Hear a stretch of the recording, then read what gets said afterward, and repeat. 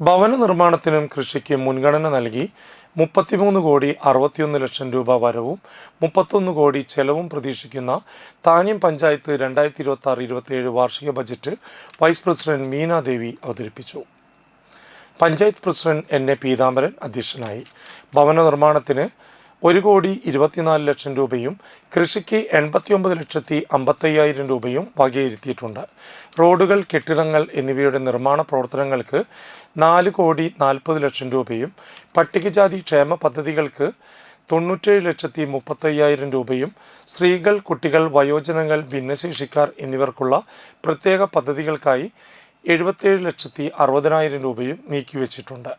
യോഗത്തിൽ വികസന standing committee chairman KR Pratheesh, secretary KV Sunitha എന്നിവർ സംസാരിച്ചു. പദ്ധതി പ്രവർത്തനങ്ങളെ സാരമായി ബാധിക്കുന്നതിനിടയിൽ നമ്മുടെ വിഭവങ്ങളെയും ഉപയോഗപ്പെടുത്തി സ്വയം പര്യാപ്തമായ ഒരു സമ്പത്ത് വ്യവസ്ഥ കെട്ടിപ്പടുക്കുവാൻ നമുക്ക് കഴിഞ്ഞിട്ടുണ്ട്.